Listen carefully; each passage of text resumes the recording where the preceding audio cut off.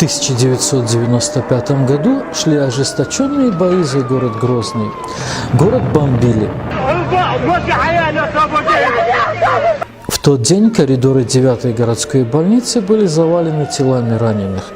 В операционной дежурил Баиев Хасан. Дежурство было уже третье подряд, и ни минуты отдохнуть не удавалось, потому что жертв привозили и привозили. Прооперированных укладывали обратно в коридор из-за отсутствия свободных мест в палатах. И вот привезли парня лет 20. Его ноги были искромсаны, будто их пропустили через мясорубку.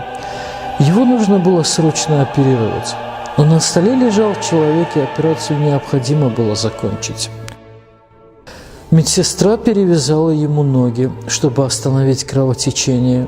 Видно было, что парень чувствует адскую боль. Но за все это время он даже не пискнул. Когда операция подходила к концу, вдруг неожиданно привезли ребенка с матерью. Ребенок умирал, в него попали осколки. Мать умоляла спасти его. У нее была истерика. И доктору Баиеву пришлось выбирать между двумя. Но не давая возможности врачу брать на себя такую ответственность, раненый парень пропустил свою очередь, заверив всех, что он терпит, что ему не так срочно. Он пропустил девочку, будто в очереди за хлебом.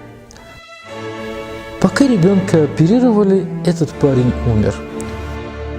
Молча, без стонов и крик, просто закрыл глаза, умер, как умирают гордые волки в свои 20 лет.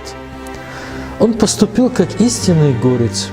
Да, и врачи тогда были настоящими героями. Только представьте видеть кровавые лужи под ногами, слышать нескончаемые крики, стоны, видеть смерть, терпеть усталость и бессилие. И только лишь такие мужественные люди, как этот парень, придавали силы во времена, когда можно было просто сойти с ума.